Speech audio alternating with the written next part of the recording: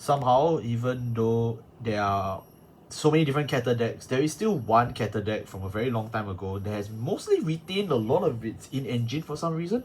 But this deck has gotten quite bad support in DivineZ, but now that it's finally got a tournament promo for the second time in a few years, the question is, how is this thing still a deck? And if so, why? Hey, what's going on, guys? I'm Mr. here. Today we are back to talk about Hexaorb Sorceress Aquamarine. Or it's just Hexaorb Sorceress, but we've reached a stage where we just don't play the original anymore because this meta is just way too fast. Speaking of fast, today we have someone who also goes through a lot of fast Keter decks. Today we have Fader Fourth. This is not a fast Keter deck. This is not a fast Keter deck? No. Okay.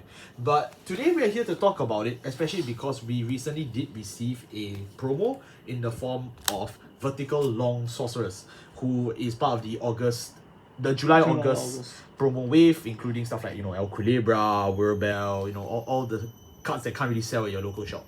So today we are here to talk about this deck and whether this actually works or not. It's quite an interesting promo, but frankly, the good thing about this promo is that it's a grade 2, because all of Hexaorb's good cards are grade 2, as you'll find out very soon. No, it's a great. The thing is, we just don't know if this skill is really good. So let's talk about it today. It's a great one. So I'll put a link in the description for the previous Hexaorb deck profile that we did last year, where it got its one repeat train card, where it's just another searcher for Aquamarine. So that's pretty bad. But the other deck profile I'll link in the description is the Eros Converge. It's for Divine Sisters. So if you like Bell Sisters, if you like Oracle Ting Tang, but this really isn't your jam, after this one, check the one in the description. You may end up liking that more. But for our right deck, which has changed actually, we are now playing the grade 1 Tranquilia in the right deck, and the rest is still the Hexaorb Sorceress right deck. Yeah, because I think mainly is you just want to go more aggro with the deck now, especially since your right deck is already gonna be Aquamarine, so you just want to play more aggro, so you just switch to Tranquilia instead. And you never ever use the tier square skill to CV1 draw 1, because now you have that on Verticalong Sorceress anyway, so there's no point in using the right lines, the original right line, to have the counter blast 1 to draw 1. True. Yeah. So yeah, it's a pretty simple change. Frankly, it was about time to say goodbye to her because she did cause us games to be CV denied, and Tranquilia is generally better for the +1. For our grade 3s, we are still playing 4 copies of Aquamarine, but no base Hexaorb, and then 1 copy of the Cup as our Regalis piece. Because I think generally in this meta now, there's really no time for you to go into go from the original Hexaorb and go for a very big turn 4 Aquamarine turn. You rather just go straight into, you rather skip the whole part about needing to search for the Persona right, and then the Persona right you just have it like naturally, because this deck otherwise doesn't really fire off unless you Persona right. So at least if you go first you get the restand, if you go second you can at least get 4 attacks off, if not, if you're lucky you can get 5 if you check a few front triggers. But generally you only really go for the 5 attacks if you go first, because you don't want to waste your soul on an attack that won't hit anyways. Okay. Yeah. That's very fair. But mainly because Hexaorb also has the Soul Blast 1 to restand units, so you get the extra multi-attack, but that's if you check triggers, so your whole deck is meant to help you get triggers. Yes. So yeah. For our grade 2s, for the right deck, we still play the original card. This is still Pentagleam Sorceress. Yeah. So no changes there, but everything else has been overhauled. We play 3 copies of Efflugant Wizard, 3 copies of this is a new card. I forgot its name. It's the 5-side Glow Sorceress, I think. Yeah, something like that. And then this is obviously Spiral Cutie, 4 copies of Biscotti. We play 2 copies of this one. This is 2 copies of this one. This is Delta Fan Sorceress, and then 4 copies of the original, because we still cannot power creep this card. And this is Octary Sorceress. So yeah, a lot of grade 2s. Hexaorb is one of the strongest grade 2 gamers in terms of in archetype. Like from set 6, these cards are 22. Like, I guarantee you half my audience was not even playing back in 2022. So yeah, let's get into it. A lot of cards. I'll talk about the ones I definitely do know, which are obviously the generics. So besides the right line, which lets you check the top 3 cards of your deck when you write Hexaorb in your top. So basically, it gives your first grade 3 turn the ability to fix your drive checks.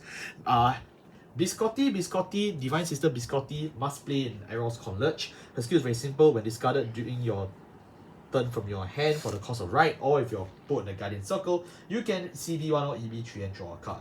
So very simple, just a Gun Cycler. You guys should already know what a Gun Cycler is. This card is semi-necessary in Hexaorb, I would say, because it does help you thin and go through the deck. But if Hexaorb does finally manage to get a better energy user besides this one, she's still gonna be here for a while. Her second skill is when placed on the Vanguard circle, if you Persona Ride this turn, which this deck is focused on Persona Riding, you can CB1 or EB3, look at the top 3. Yes. It's written there, okay? It's written there. Don't call your judge. It's written there. Top 3 cards in your deck, choose up to 1 from among them. You put it on top of the deck. Put it on top of the deck. And then the rest go to bottom. The rest you don't need to review, but you just leave one card from among them on the top, the rest go to bottom.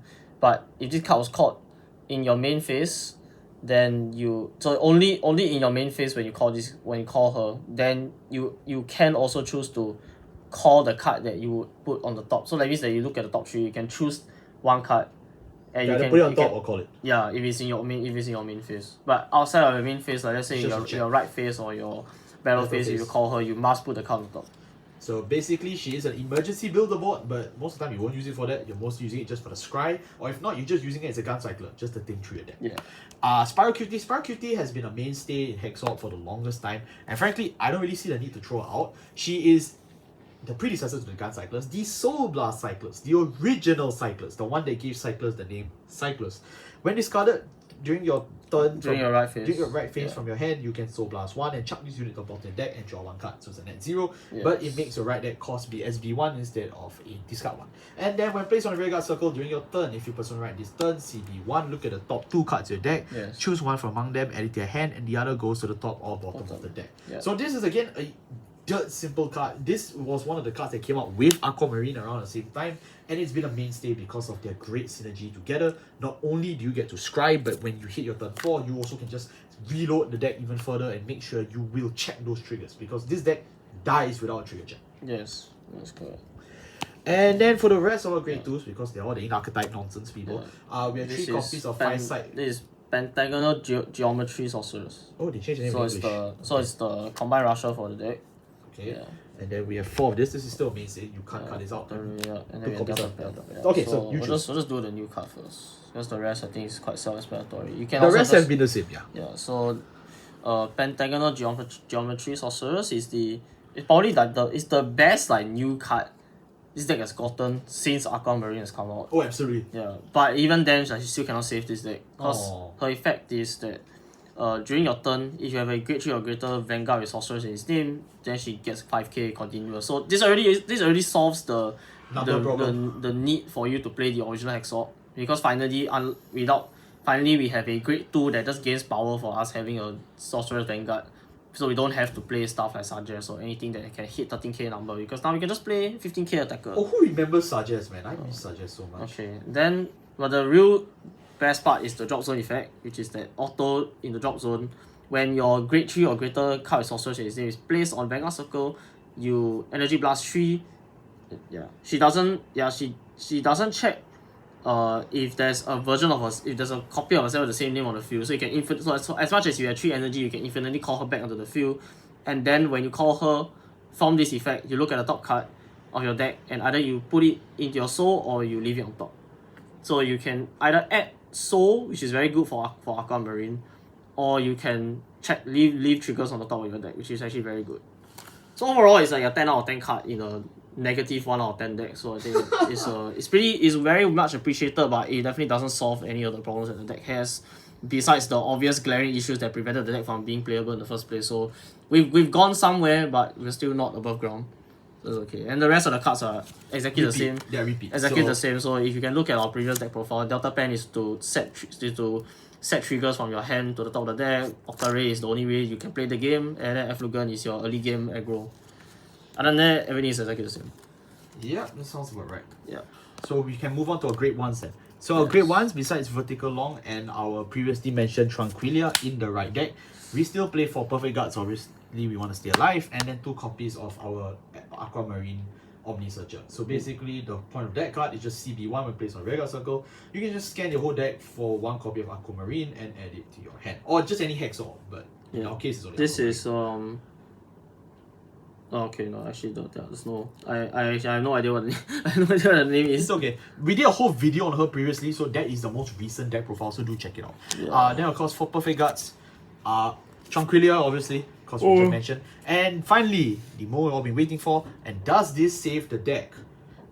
This is Verticalong Sorceress. So Verticalong Sorceress is our new promo is our new promo card. Yes. Our shop tournament promo card is it's pretty bad. I'm not gonna lie, it's honestly pretty bad. it's definitely playable, and I'm not gonna complain about it because you know the fact that we're even getting Hexaorb support at all is good, and the fact that it's not a grade 2 finally is also very good. Oh, but absolutely. The fact that we have too many grade 2s. But the fact that this is the card is just like absolutely nothing burger. It's like absolutely nothing burger of a card after so much waiting for any good cards in this deck. It's just crazy. Okay, so Verticalong Sorceress has the effect that when she's placed on Vanguard Circle, she checks the grade of your Vanguard. And if your Vanguard is a grade 2 or greater, a grade 2 Sorceress, you counterblast 1 and you draw a card. So it's exactly the same as Tier Square, the right line effect for Tier Square. And it's honestly really bad because you don't want to be drawing your triggers in this deck. It's like absolutely no. So like the Bazooka and any other deck is a good thing, but this deck you would never ever use the draw 1 effect unless you're really behind and you need to draw like any early game attacker or like if you're fighting like Grand Fear, Varga. You're fighting like you don't do this against Varga. No, if you're fighting anything that like lives and dies by the early game, and you just need to pressure back a bit or like draw into any perfect guard, like then this is fine. They're fine, sure. CB1 is okay, but the effect that happens when your Vanguard is a grade 3 Sorceress is a lot better, which is that when she's placed, you still pay the CB1, and then you look at the top 2 of cards of your deck. 1 goes to your hand, and the other one you can choose either to leave it on top or goes to your soul. So it's an upgraded version of Octare Sorceress. But the trade-off is obviously that she's a much worse body than Octare. Okay. But otherwise, I think the fact that you're able to put the card into your soul is already significantly better. But it obviously doesn't save the deck because it's an effect that we've had since 2022 on a 2025 card. When you have cards like Trick Moon, or you have cards like Violet, or you have cards like Yu Mashat, or even worse, you have cards like the Darsaga Triple Rare that's gonna come out. You mean double rare, right? The Darsaga Double Rare that's gonna come out in DZBT10. So Well, we can't compare ourselves to the best deck. I'm just speechless at this point. We can't compare ourselves to the best deck format. Yeah. But I think as a whole, the card's alright. Yeah. I think it's a must pick up for Hexaorb players, I would say. If you're not picking this card up, then you just have to then you're missing out on yet another support wave. But I mean, it's already better than playing some of the generics. Like you have to if this slot you were playing like Pararum or you were playing Painkiller, I think this card is still better than playing either of them. Oh, that's for sure. And that's for the second effect. The second effect is a auto once per turn when the unit in front of this card stands during your battle phase. You can Soul Blast 1 and stand this unit. But if you have Persona Ridden this turn, you don't need to pay the Soul Blast cost. Wait, it's a Frog Raider? Yeah. They gave you a Frog Raider in this deck? Yeah, but the problem is that it uses Soul, which is a resource that Hexaorb doesn't have a lot of because you already use Soul Blast to restand your rear guard, and then you're basically just using another Soul Blast to restand the back row for just an AK boost, which won't really matter much in the early game. And in the late game, where you can accumulate more soul, then suddenly the thing is free. So it's really weird timing. Yeah, like if she was just a free restander and then she goes to soul at the end of the turn, like honestly I'd be okay with that. Isn't that what Balsagra got? Yeah, but so you just want to play Balsagra then? I just want this deck to get something, man. This is like so Hey, you got a promo. Eugene didn't get a promo, okay? You don't get the wine. You'll get it eventually. So overall, if you're a Hexaorb player, definitely pick this card up, but don't expect to like win not if, like even if you go to like a shop in the middle of nowhere, I don't think you're gonna win any tournaments with Hexaorb because unless your opponents are children. The core of the deck has not changed. The core of the deck is still exactly just as bad as it's always been, and is gotten even worse, especially this year when the meta has just been all over the place in terms of like high firepower, high die on turn 5, kind of things. Like Hexaorb just has absolutely no place in this format anymore unless you're God and you can check every single trigger. All 16 trigger in your deck can be drove checked. Then yeah, the deck may steal a win from Balsagra here and there.